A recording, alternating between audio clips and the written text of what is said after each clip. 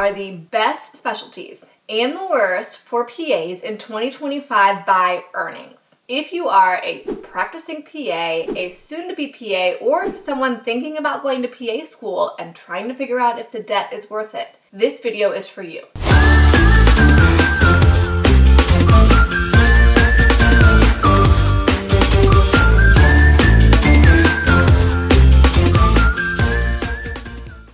Burton. I'm a pulmonary critical care PA and the founder of Millionaires in Medicine. I went from $161,000 in student loan debt to a millionaire at 31 as a PA and help other medical professionals learn to maximize their money. Before we talk numbers, do me a favor, hit the subscribe button here and make sure that you like this video. Those two things will help this video reach more PAs so that we can all collectively earn more as a profession. Of course, earning potential is a very important piece of maximizing your money. So let's dive into what PAs are crushing it with their earnings. The good news is, before we even talk about specialty-specific data, PAs' earnings as a whole are increasing. The AAPA salary report found that in 2024, PA earnings were up 5.5%. If you look at MGMA data from 2020 up until now, we see a really large increase in salaries, but it's not exactly even across the board. For the median salary, surgical PAs are up 15%, non-surgical, non-primary care PAs are up 21%, and primary care PAs are actually up 30%. That might lead you to believe that primary care is an awesome specialty in terms of compensation. You would be wrong. We'll talk more about that in a minute. In general, though, incomes are on the rise. This is a field that's consistently ranked one of the top jobs on US News and other similar rankings,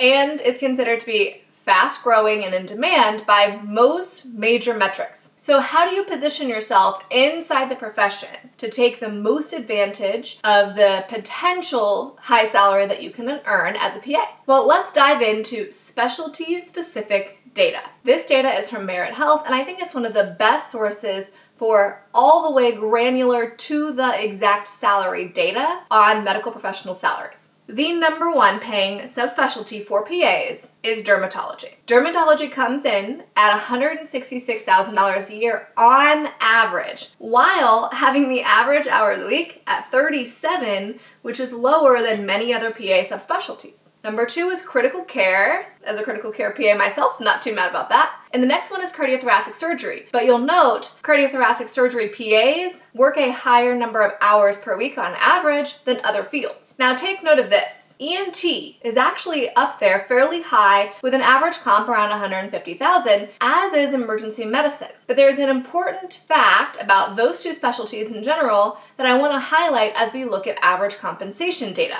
This graph here shows the percent of PAs by subspecialty in the 200K club, meaning they earn $200,000 a year or more. You'll find dermatology crushes it here with the highest percent of PAs earning $200,000. But interestingly enough, ENT is way at the bottom of this list, while emergency medicine, for example, has almost 8% of its PAs earning $200,000 a year. Why is that, right? They had similar average compensation metrics. Why do emergency medicine PAs have a high percentage clearing 200K and ENT has a very, very, very, very low percentage? Well, this data, again from Merit on Intraspecialty Variance, is actually the answer to that question. You can see that the top areas of variance in pay for PAs are dermatology, plastics, psychiatry, and emergency medicine. So what that means, what that intraspecialty variance means, is that we see the biggest range of salaries inside those fields. Where ENT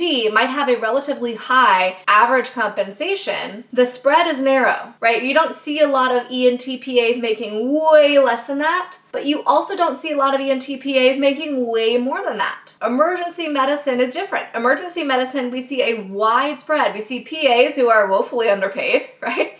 And then PAs who are earning $200,000 a year and up. This is really important to know if you're interested in emergency medicine because it consistently ranks as one of the top subspecialties for burnout. So if you're gonna do it, hopefully you love it, and hopefully you can become one of the 8% that actually earns $200,000 a year, recognizing that a low-paying job in an emergency medicine may not mean emergency medicine is the wrong specialty for you. It may just mean you have the wrong job, and you need to change jobs but stay within that specialty. So what are the worst subspecialties to work in by pay? Neurology, GI, and pediatrics, right? We all had a suspicion pediatrics was gonna land at the bottom, but the three of those, plus paid management, tend to be the lowest paying areas for PAs to work. Now here's the interesting thing. If you look at the average hours worked per week, we don't see a lower number of hours or a fewer number of hours. Instead, what we see is that they're relatively average, right? Despite very low earnings, are still working very much on par with what these other higher earning PAs are on average per week. As a matter of fact, if you look up towards the top, trauma surgery and dermatology are working on average 37 hours a week, while some of these very low paying subspecialties are working 40, right? This is the reality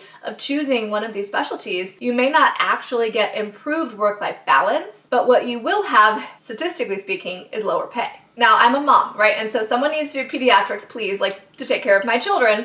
But realistically, if you're trying to be a PA that hustles to pay off the student loan quickly without any forgiveness programs, that tries to build wealth at a rapid pace, that subspecialty is not going to align itself with that unless you pair it with some high-paying side hustles. Pediatrics, again, finds itself in the middle of that intraspecialty variance where you're unlikely to see big swings and a high percentage of those folks that cross into what I would consider the high earning category of $200,000 annually. Now, there's also a lot of data that contract structure matters, and if you are a PA earning a percent of collections or an RVU-based contract, you're likely to cross the 200K mark much, much, much sooner than someone who's salaried on a straight salary metric. Only 5% of salaried PAs cross $200,000 per year, while upwards of 20% from these other contract structures can. Some of that, again, aligns itself with the field of medicine. It is not common for PAs in pediatrics to have a contract that's percent of collections. It's very common for PAs in dermatology to have that contract set up. So you can see how some of it is not only the specialty itself, but also the natural structure of common contracts in the arena that pushes these areas of medicine into the higher comp category or lower comp category. There's also data saying that PAs on the West Coast earn way more than PAs in other areas of the country. Think like Washington, California. Now, some sources will cite that this is related to a broader scope of practice in those areas than other places of the country. While that may or may not be true, I would like to point out the cost of living adjustment associated with living in these places. This map is from Yahoo Finance, and you can see California is red, right? Meaning California, New York, New Jersey, Washington, these are some of the most expensive states to live in as a PA, or as anyone. Which means if you're a PA earning $200,000 a year in California, it means a lot less than if you're a PA earning $200,000 a year in Idaho, right? Your purchasing power is completely different. One person will likely have this huge gap between income and expenses, and they can just naturally invest more, travel more, etc. Where the person in California still probably feels that squeeze, right? Because the cost of everything is much, much more. In fact,